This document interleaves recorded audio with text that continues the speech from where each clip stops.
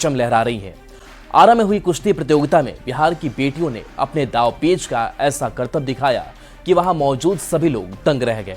इन्होंने अपने दाव से न सिर्फ विरोधियों को चित किया बल्कि ये दिखा दिया कि बिहार की बेटियां अब कुश्ती में भी बिहार और देश का नाम रोशन करने के लिए तैयार हैं। ये रिपोर्ट देखिए।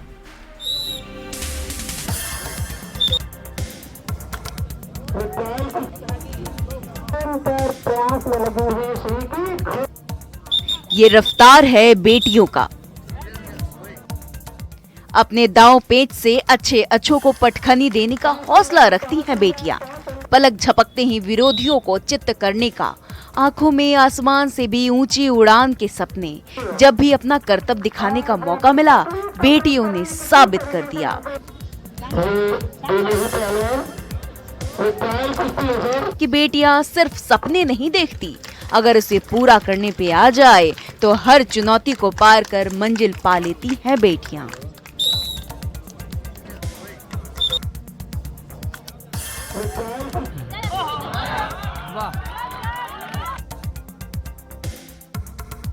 वो कहावत अब पुरानी हो गई है कि मारी छोरियां छोरों से कम है के, क्योंकि अब बेटियां हर क्षेत्र में न सिर्फ पुरुषों से कंधा मिलाकर चलती हैं, बल्कि बेटियां हर क्षेत्र में अपनी कामयाबी का परचम लहरा रही हैं। आरा में हुए 2 दिवसीय कुश्ती प्रतियोगिता में जब बिहार की बेटियां मैदान में उतरी तो लोगों की आंखें फटी की फटी रह गई। जब लोगों ने बेटियों को कुश्ती के दांव पेच आजमाते देखे तो देखने वाले दंग रह गए। बेटियों के करतब को देखने के लिए जैन कॉलेज के खेल ग्राउंड में लोगों की भीड़ उमड़ पड़ी। यहाँ से तकरीबन 5 लड़कियां अपने वजन में खेली है और यहाँ से भटिंडा जाएगी खेलने के लिए। तो यहाँ कौन सा चल रहा था कुश्ती? यहाँ तो इंटर कॉलेज चल रहा था, स्टेट चल रहा था। तो यहाँ से सीधे मतलब देश का प्रतिनिधित्व करेगी? हाँ, अच्छा। यहाँ से जाएगी अपने बिहार के लिए खेलेगी लड़कियाँ भटिंडा में। आरा के वीर कुंवर सिंह विश्वविद्यालय के हरप्रसाद जैन महाविद्यालय में इंटर कॉलेज पुरुष और महिला कुश्ती प्रतियोगिता का आयोजन किया गया था, जिसमें अलग अलग भार वर्ग में 12 टीमों ने हिस्सा लिया। जब ये बेटियां मैदान में उतरी और अपना दांव पेच दिखाई तो वहां मौजूद लोगों ने दांतों तले उंगलियां दबा ली। मैं फर्स्ट टाइम सोनबरसा में गई थी, स्कूल का ट्रायल था, वहाँ पे मेरा गोल्ड मेडल आया था। तो वहीं से मम्मी ने स्टार्ट कर दिया खेलना। बोली कि जब मैं स्पोर्ट्समैन थी तो मेरी बेटी भी एक स्पोर्ट्समैन होना चाहिए। ओलंपिक से गोल्ड मेडल लाने का? हाँ जी, बिहार में ओलंपिक का व्यवस्था लेकिन हो रहा है। ओलंपिक का डीजी साहब ने ओलंपिक का व्यवस्था किया है और आप लोग की आशीर्वाद रहेगी तो ओलंपिक तक पहुँच ही जाएंगे। इस कुश्ती प्रतियोगिता में 12 टीम ने हिस्सा लिया।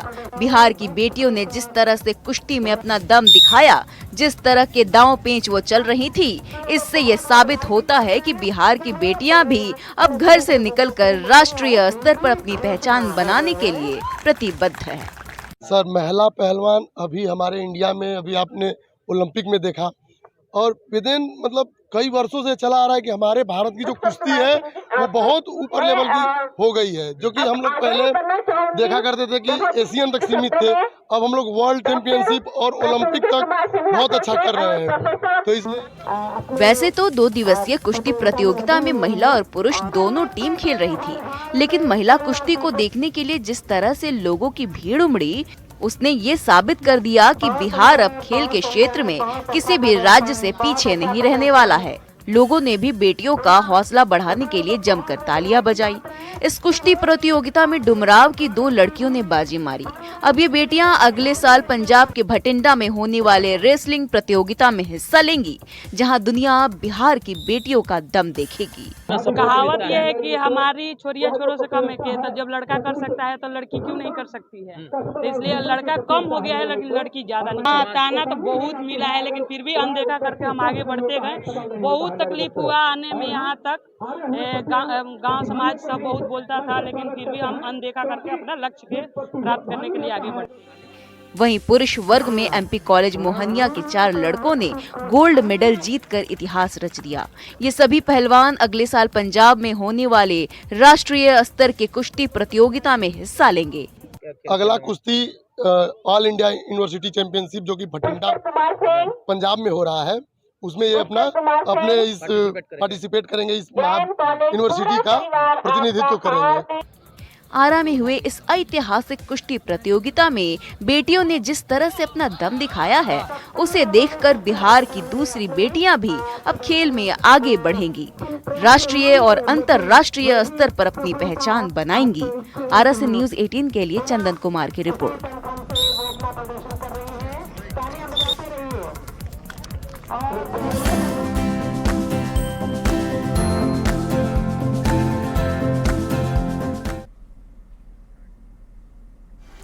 राजधानी पटना में मेट्रो का काम तेजी से चल रहा है, लेकिन सरकार की योजना दूसरे शहरों में भी मेट्रो चलाने की है ताकि बिहार के विकास की तस्वीर बदल सके। राजधानी पटना के अलावा बिहार में 4 और शहरों में मेट्रो चलाने को लेकर बैठकें हो रही है। अगर इन शहरों में मेट्रो सेवा शुरू हो जाती है तो ये बिहार के विकास में एक बड़ी भूमिका निभा सकता है।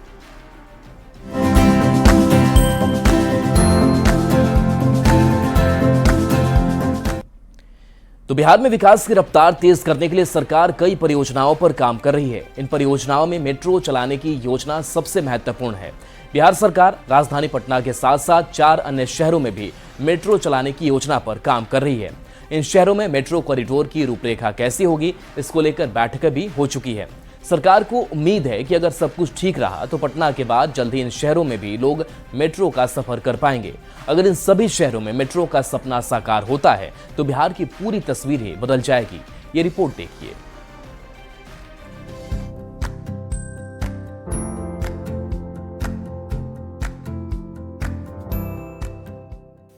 बिहार बदल रहा है।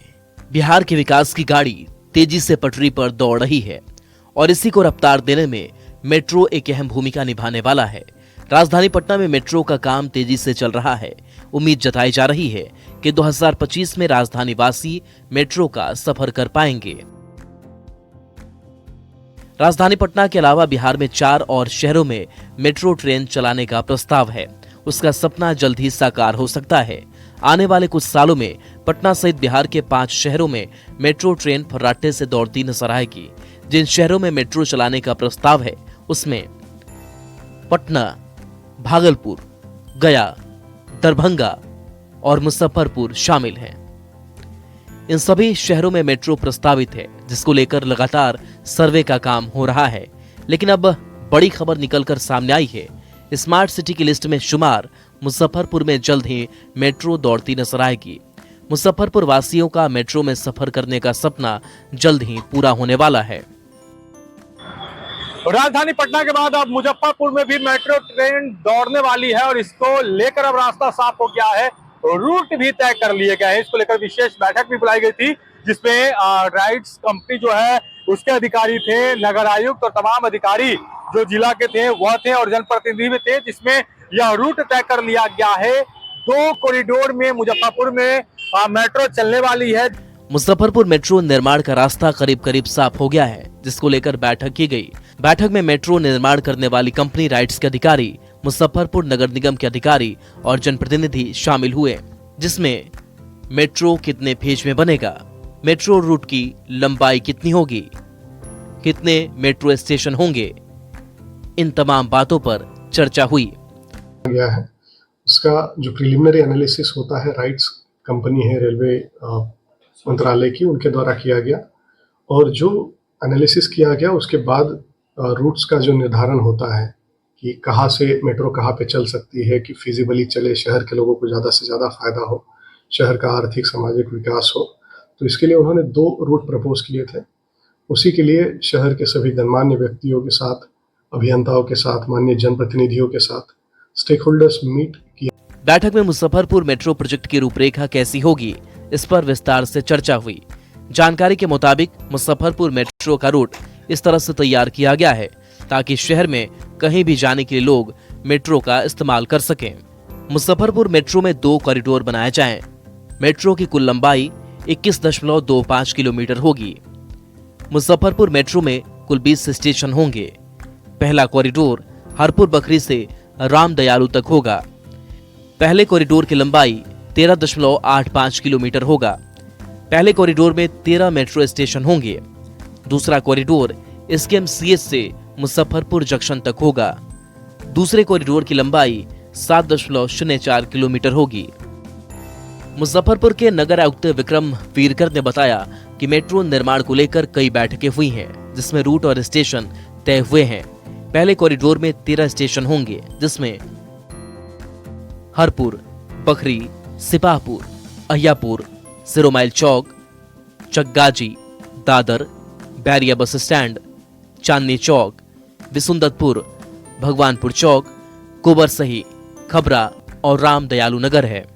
जबकि दूसरे कॉरिडोर में 7 मेट्रो स्टेशन होंगे। SKMCH, सहबाजपुर, 0 माइल चौक, शेखपुर, अखारा घाट, कंपनी बाग, मुजफ्फरपुर जंक्शन है।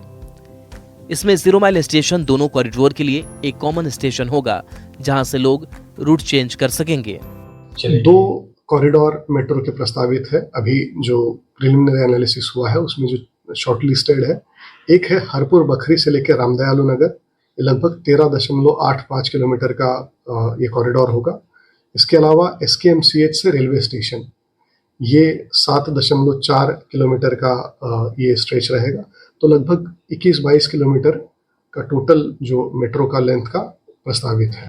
विक्रम वीरकर ने बताया कि पूरा रोड मैप बनाने के बाद इसे सरकार के पास भेजा जाएगा, जहां से पास होने के बाद इसका DPR तैयार होगा और फिर मुजफ्फरपुर मेट्रो के आगे का काम शुरू होगा।